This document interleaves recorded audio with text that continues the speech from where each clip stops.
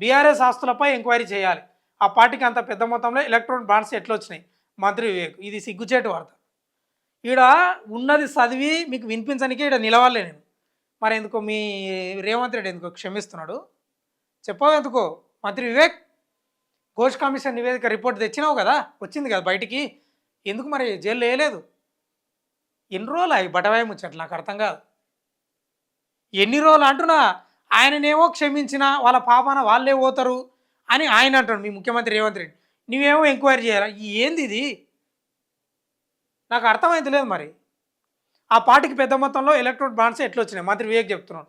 CM రేవంత్ను కలిసి విచారణ కోరుతా. ప్రతిభావంతులైన క్రికెటర్లు వెలుగులోకి రావాలి. హెచ్సిఏ సహకరిస్తే ఏటా క్రికెట్ టోర్నీ నిర్వహిస్తామని వెళ్ళండి. కేతనపల్లి సింగరేణి స్టేడియంలో కాకా మెమోరియల్ క్రికెట్ పోటీలు ప్రారంభం. సరే, క్రికెట్ గురించి అంటే ఇడిచిపెడతాం, అది అది సరే, మంచిదే, ప్రోత్సహించడం మంచిది. బీఆర్ఎస్ ఆస్తులపై ఎంక్వైరీ చేయాలనేది ఎవరన్నారు ఈ మాట? వివేక్ కోరడం కాదు సుమా. ఇప్పుడు ప్రతిపక్షంలో ఉన్నప్పుడు రేవంత్ రెడ్డి ఒక్క అవకాశం ఇవ్వండి, నన్ను ఓట్లేసి గెలిపించండి, బోన్లో చిప్పకూడు తినిపిస్తా అన్నాడు. ఎక్కడమైనా చిప్పకూడు. ఇవాళ ఏమంటున్నాడు తెలుసా? నీవు ఓడిపోవడమే పెద్ద పెద్ద అది, నీకు జైలు అవసరమే లేదు, నీ ఫామ్ హౌసే జైలు, నా పోలీసులే నీకు కాపలా కాస్తున్నారు అంటున్నాడు.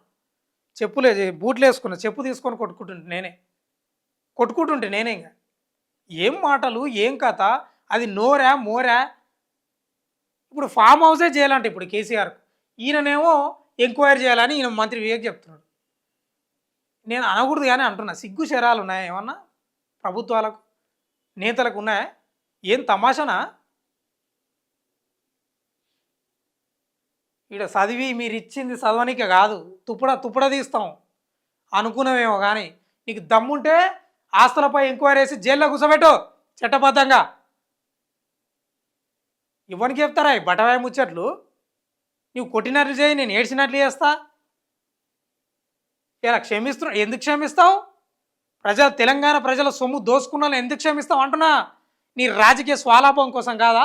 నీ స్వార్థం కోసం కాదా? మళ్ళీ ముఖ్యమంత్రి కావడం కోసం కాదా? కేసీఆర్ను టచ్ చేస్తే నాకు రాజకీయ భవిష్యత్తు ఉండదని కాదా? నకరాలు బంద్ చేయండి, ఫస్ట్ ఉన్నదన్నా చెప్పండి.